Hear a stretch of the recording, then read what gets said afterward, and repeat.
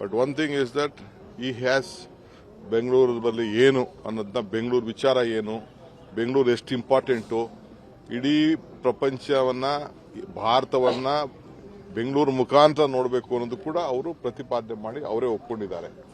ನಾನು ಒಬ್ಬನೇ ಮಾಡಿದ್ದೀನಿ, ನಮ್ಮ ಸರ್ಕಾರನೇ ಮಾಡ್ತು ಅಂತಲ್ಲ, ಎಲ್ಲ ಸರ್ಕಾರಗಳು ಸೇರಿ ಈ ಕೆಲಸವನ್ನು ಮಾಡ್ಕೊಂಡು ಬಂದಿದೆ. ಇದಕ್ಕೆ ದುಡ್ಡು ಬೇಕು. ಈ ಬಿಜೆಪಿ ಕೆಲವರೆಲ್ಲ ಖಾಲಿ ಟ್ರಂಕ್ಗಳು, ಖಾಲಿ ವೆಸಲ್ಸ್ ಕೆಲವೆಲ್ಲ ಇದೆ.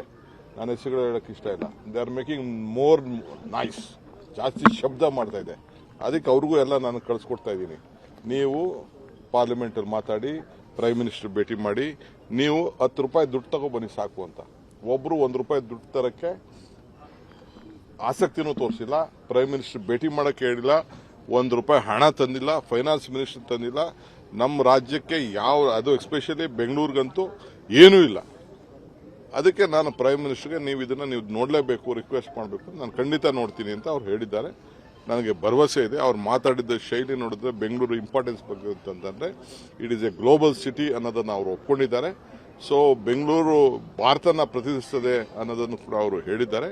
ಸೊ ಐ ಥಿಂಕ್ ನಾನು ಏನು ಕೊಡಬೇಕು ಅದನ್ನ ಕೊಟ್ಟಿದ್ದೀನಿ, ನಿಮಗೂ ಎಲ್ಲ ತಿಳಿಸಿದ್ದೀನಿ. ಕೊಡ್ಲಿ, ಅವು ಯಾರು ನೋಟಿಸ್ ಕೊಡಕ್ಕೆ? ನಾವು ನೋಟಿಸ್ ಕೊಟ್ಟಿರೋದು. We have powers to give notice, we will give notice. He doesn't have any powers to give us notice. ಯಾವ ಅಫಿಡವಿಟ್ ಕೊಡಬೇಕು? ನಾವು ಪ್ರಜಾಪ್ರಭುತ್ವದಲ್ಲಿ ಚುನಾವಣೆ ಗೆದ್ದಿದ್ದೀವಿ. ನೀವು ನ್ಯಾಯಬದ್ಧವಾಗಿ ಎಲೆಕ್ಷನ್ ಮಾಡಬೇಕು ಅಂತ ನಿಮ್ಗೆ ಅವಕಾಶ ಇದೆ ಹೊರತು ನೀವು ನಮ್ಗೆ ನೋಟಿಸ್ ಕೊಡೋ ಹಕ್ಕಿಲ್ಲ. ಏನಿದ್ರು ಕಾನೂನು ಉತ್ತರ ಕೊಡ್ತೀವಿ ಬಿಡಿ.